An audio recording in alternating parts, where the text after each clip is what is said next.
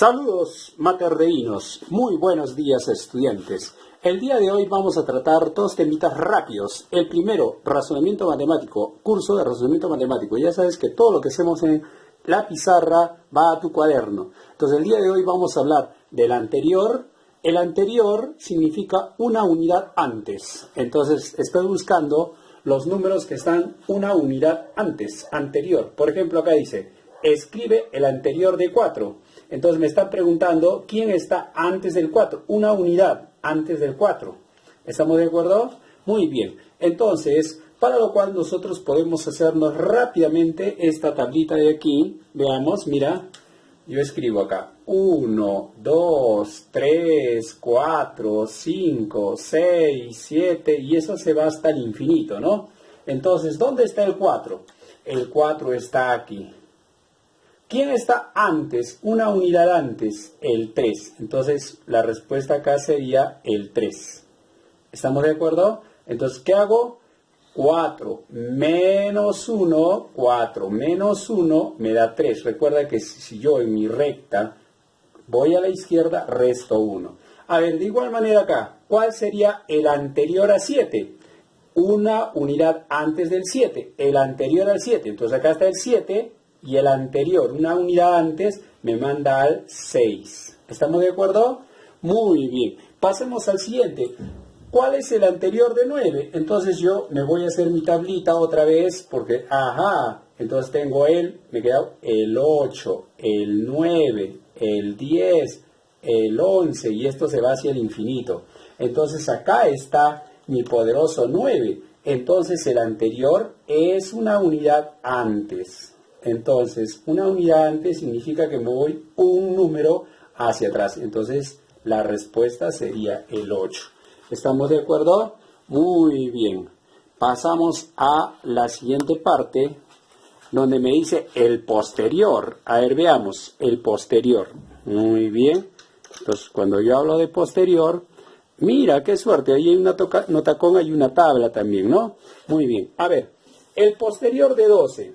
Entonces, en este caso, podemos aclarar que el posterior es una unidad después.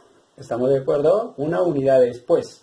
Antes, después, ¿no? Una unidad siguiente también podría ser. Entonces, veamos. ¿Cuál es el posterior de 12?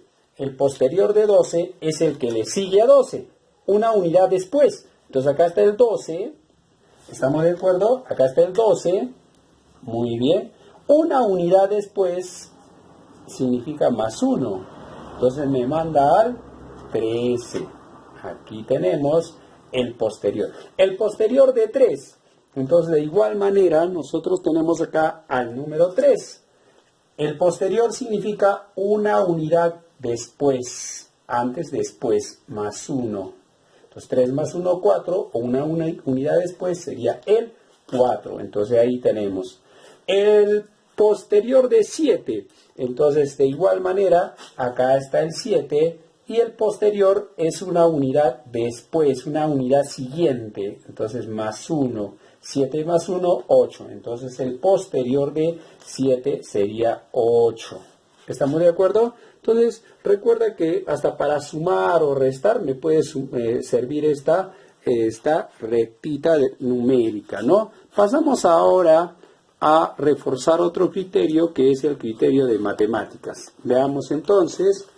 Veamos, vamos a mover rápidamente esto. Muy bien.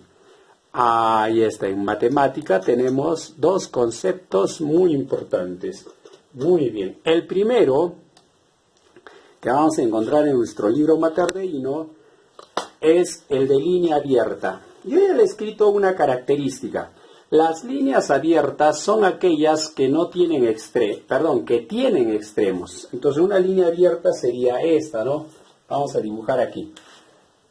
Parte de aquí, estamos como un alambre. Entonces este sería el extremo y este sería el extremo. Entonces otra característica de las líneas abiertas es que puede tener un inicio y tiene un fin. ¿Te has dado cuenta? Un inicio y tiene un fin. Entonces son las líneas abiertas. No importa la forma que tenga, ¿no? Entonces puede tener una forma en U, entonces te das cuenta que acá hay extremos. Los extremos es el primero y el último, el inicio y el final. ¿Estamos? Esa es la característica de las figuras abiertas. También podemos decir que son finitas. ¿Por qué finitas? Porque empieza a Q y termina a K. Muy bien. Ahora hablemos de las figuras cerradas. Las figuras cerradas son aquellas que no tienen extremos. Por ejemplo, una circunferencia. Si te das cuenta, ¿dónde empieza? No sabemos. No hay inicio, no hay final. Entonces, esto de acá es una figura cerrada. ¿Por qué? Porque no tiene extremos. Y algunos se van a esta característica, ¿no? Es infinita. Entonces, no importa la forma.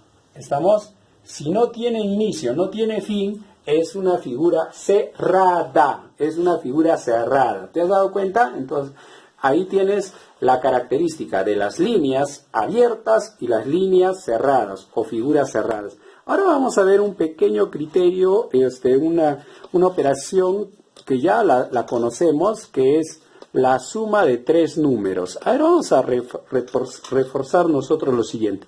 Cuando hablamos de suma, ¿a qué nos referimos? Cuando hablamos de suma nos referimos a lo siguiente, juntar y contar. O sea, si a mí me dicen resuelve la adición, entonces ¿yo qué hago? Junto y cuento, junto y cuento. Muy bien, juntamos y contamos en el caso de la suma, juntamos y contamos en el caso de la adición, porque recuerda que el nombre correcto es adición. Muy bien, la adición es juntar todos los elementos y contar. Vamos a recordar algo. Nosotros tenemos los números que se van a juntar, el 2, 4 y 3. A ellos se les llama sumandos. ¿Cómo se les llama? Sumandos. Y el resultado, que todavía no lo tengo, se llama suma total o suma también, ¿no? Muy bien. Entonces, vamos a hablar del criterio que te acabo de decir. Para hallar la suma, ¿qué tengo que hacer? Juntar y contar. Entonces, aquí dice 2, entonces voy a colocar 2. Muy bien, un palito, dos palitos. Acá 4. 1, 2, 3, 4. Acá 3. 1, 2, 3. Todo esto lo junto. Muy bien. ¿Estamos de acuerdo? Y todo eso que estoy juntando es la suma. ¿Y ahora qué voy a hacer? Voy a contar. 1, 2, 3, 4, 5, 6, 7, 8, 9. Entonces la respuesta de esta operación es 9. Muy bien, estudiante materdeíno. No estamos descansando, tenemos que seguir trabajando. La suma es de todos los días porque tenemos que ser eficientes. ¿Qué quiere decir eficiencia? Hacer lo mismo, pero mejor. Muy bien. Entonces, a trabajar.